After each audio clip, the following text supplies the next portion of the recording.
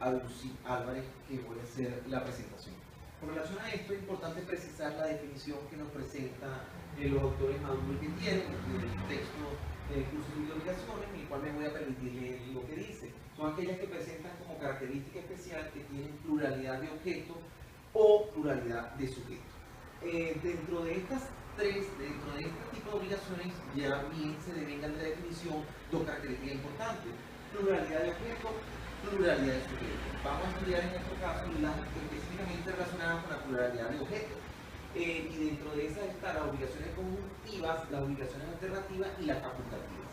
Es importante que veamos la relación que hay entre ese tipo de objetos, es decir, vamos a ejemplificarnos a través del pago de una suma de dinero, de la entrega de un inmueble o de la, ya sea por alquiler o por venta, o y de la entrega material de un vehículo programa. Eso va a ser nuestro ejemplo que vamos a manejar de manera repetida.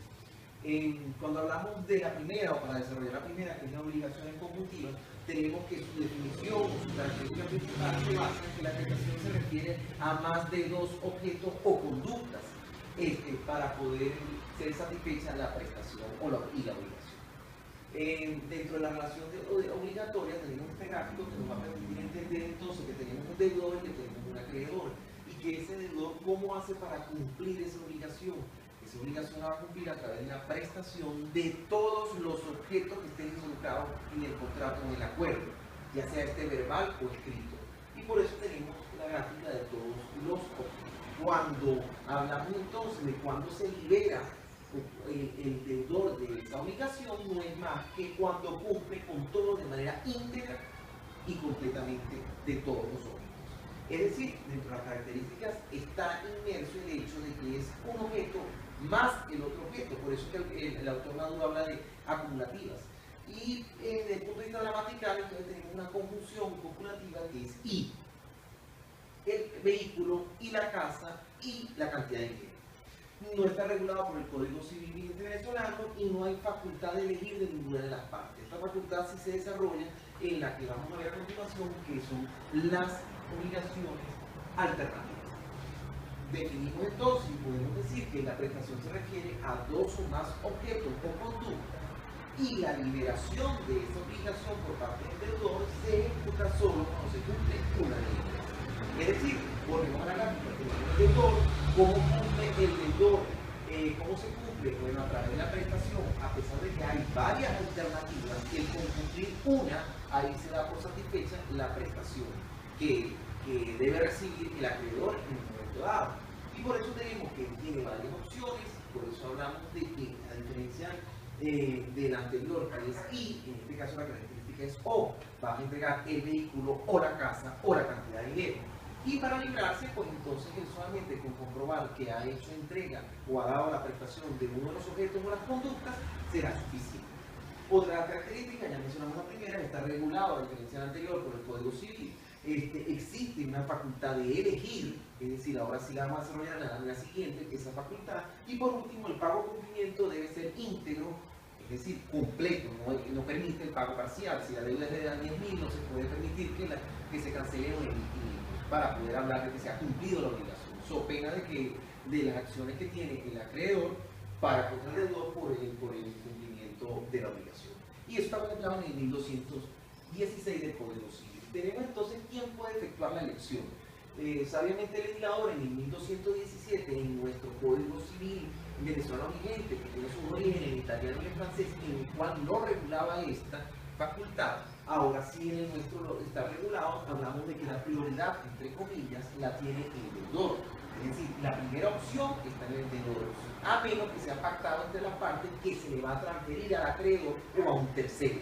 Entonces tenemos en el 1217, en el párrafo 1, con relación al acreedor, y en el párrafo 2 y 3, si no me equivoco, tenemos el del tercero. Entonces, si se pacta expresamente que el acreedor es el que va a elegir cuál de las alternativas es, tenemos entonces la condición que el acreedor debe tener un tiempo establecido en el contrato para poder decir con cuál de las alternativas se quiere satisfacer su prestación. Si no está establecido, el deudor puede accionar ante el tribunal y que el tribunal le fije el plazo indicado. En el caso de un tercero, entonces, no solamente se limita a un solo tercero, sino que puede ser más de uno. Y igualmente el tiempo lo debe determinar el contrato. Si no está determinado el contrato, las partes, el acreedor y el deudor, pueden dirigirse al tribunal para que le fije un lapso en que el tercero o los terceros escojan cuál es la opción de la alternativa que quieren, con el cual el acreedor va a satisfacer su obligación. En lo sucesivo, entonces, tenemos los efectos de las obligaciones alternativas, en el cual hablamos del incumplimiento. Que hablar del incumplimiento vamos a referir exclusivamente a la parte de la culpa, y entonces tenemos tres opciones. Tenemos la opción de que la culpa sea del deudor, que sea una causa extraña no imputable, o que sea la mora del acreedor. La primera, y una de las que están, de alguna manera se desagrega más, es la hipótesis del deudor, en el sentido de que el incumplimiento es por el hecho de que el deudor no ha cumplido, valga la redundancia. Y tenemos, por ejemplo, en el caso general, la elección entonces, cuando hay incumplimiento por culpa del deudor, va a ser transferida al acreedor. Eso está establecido en 1217.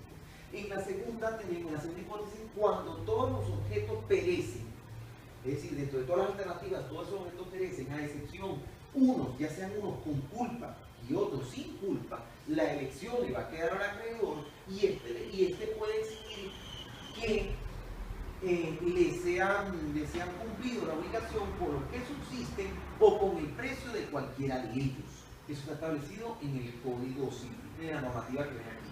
Hay otra hipótesis, cuando todos esos objetos perecen, pero menos uno, está uno activo o vigente, la elección igualmente se transfiere al acreedor, y él puede escoger la que subsiste o el precio de cualquiera de las otras que perecieron en un momento dado.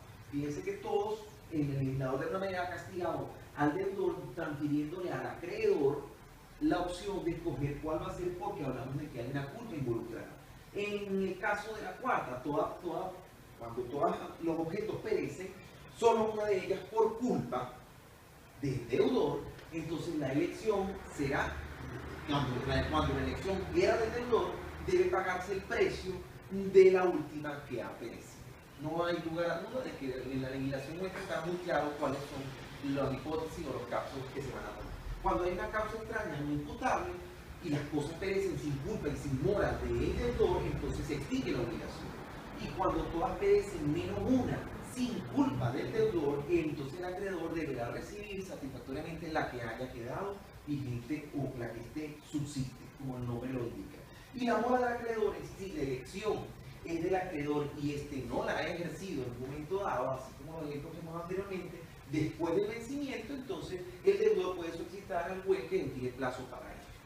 Por último, las elecciones facultativas, que son las terceras, la prestación se refiere al objeto o conducta, y la liberación del deudor se ejecuta con el objeto o con otros distintos.